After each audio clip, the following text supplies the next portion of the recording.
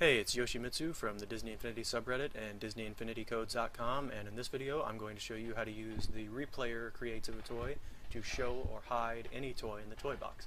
And this is useful for all sorts of things, especially toys unlike the challenge orbs where you can't just show and hide them naturally. So the first thing I'm going to do is I've got this set up here and I'm going to show you how it works, and then I'm going to set it up again so you know how to do it. On the left side I've got my recording switch, and on the right side I've got my playback switch. So first I'm going to show you the playback. I've got this mountain wedge here that I've programmed to show and hide when I turn the switch on and off. And if I wanted to, I can go ahead and start recording, and you can see the little red dot there indicating that you're recording, and just add something else, stop the recording, and now we can show and hide that as well. So the other thing you can do here is, let's say I don't want this mountain wedge anymore. Go ahead and go back to record, and then just remove it. Stop the recording. And now we just have the second one. Alright, so how do we do this? It's pretty simple. Let's go over to this side, and as you saw, the three toys I'm going to need for the base setup are two switches and my replayer. I'm going to go to my favorites because I've got them all saved here. Put one switch there, one switch there, and replayer I just like to put in between them. And we want the on connection here to tell the replayer to start recording, and the off connection here to tell it to stop recording. And here on we want to playback, and on off we want to clear. So I'm going to choose clear, but you should know also there's the reset option down here, and you'll probably want a different switch if you're going to do that. That's how you actually clear everything from its memory. So if I have something set to reset, it'll just get rid of everything in the replayer.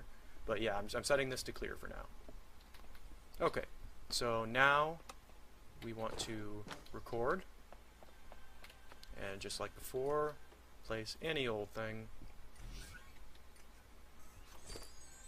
and then tell it to stop, and now we can show and hide that object. So yeah, that's pretty simple. If that's all you need, then you're pretty much done here, but there's a couple other things I'm going to show you about the replayer. One is that the order that you place things is going to actually be... Oh, I need to start recording actually. The order that you place things is going to be reversed when it plays back, and I'll show you what that means once I place a couple more things.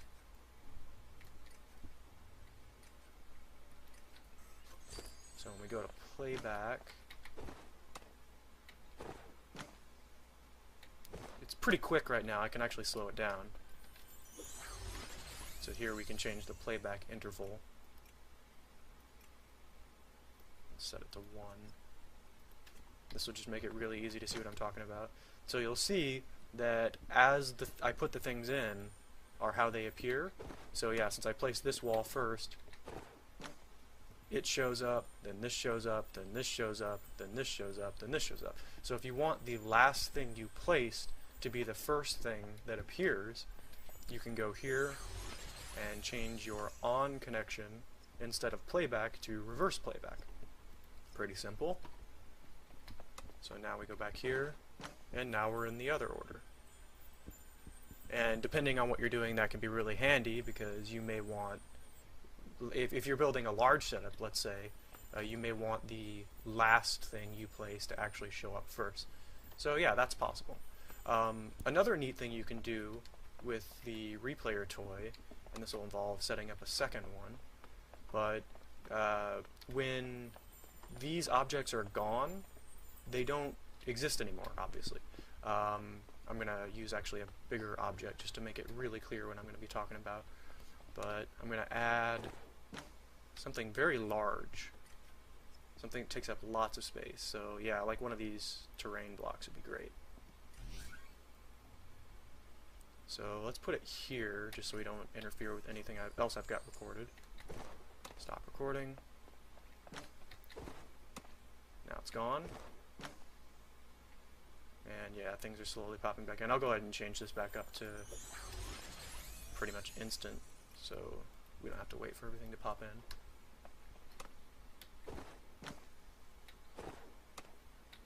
Okay, so we've got this large object here, right? One thing you can do with the Creativitoy, the replayer toy, is you can put essentially two objects in the same space, and we'll set up another replayer.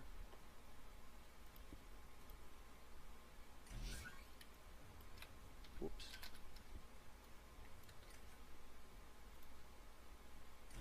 It's going to be just like before, so I'm going to kind of breeze through this.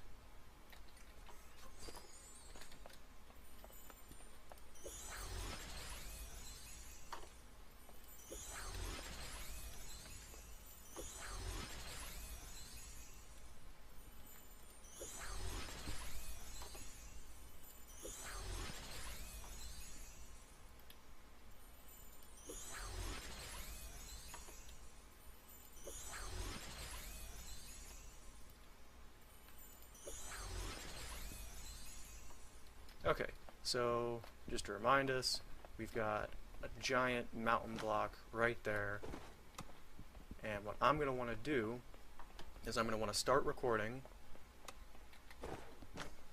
and just put anything else there. I'm going to make it, again, something somewhat large just so we can tell what's going on, so let's put a building of some kind. Need something bigger than that. I don't have most of these unlocked. I guess I can just go and buy one, but okay, that'll be fine. So let's go ahead and put this right where the other one is.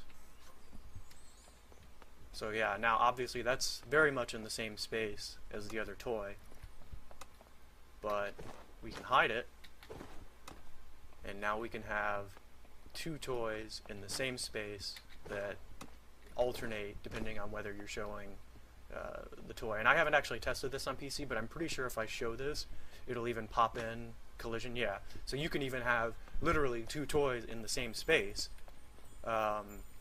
it kind of getting around the game's built-in collision.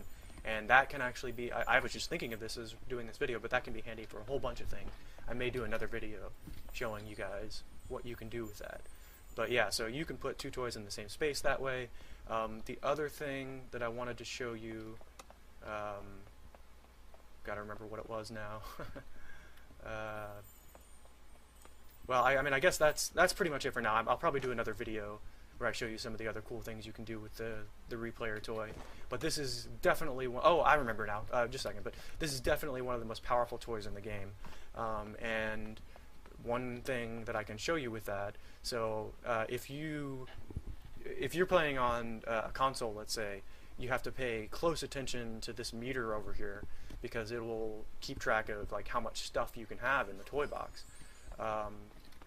Using the replayer, you can actually get around those limitations somewhat, because you can show and hide objects that take up memory.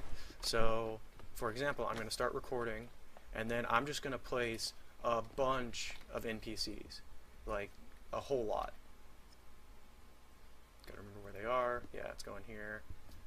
And I want somebody that can actually move around, so yeah, Captain Marvel's fine. Just place a whole bunch of Captain Marvels. And you can see the meter on the right already building up, right? So I'm just going to keep placing them. I want to get that meter as high as we can get it. Hopefully they don't step on my switch. It's an honor to fight at your side, Okay, Captain so, Marvel. I mean, I don't know if you can tell on my video, but it's even getting a little bit framey now because of all these Captain Marvels I have. So I'm going to turn that off, and then I'm going to hide them. And now, my meter's back down. So just do it again. Show them all, and you can see them pop in. You can see that meter building up. And yeah, this is actually still set to delay their appearance, so they'll take a little while to pop in. But as you can see, you can hide a good amount of stuff with this toy. And one video I've been wanting to do for a while, may do in the future, is showing kind of how you can adjust your draw distance, and you can make really big cities by just showing and hiding things as you need to draw them. It can really help you get around the toy box limitations using this toy. So that's it for now, and I'll see you guys again in my next video.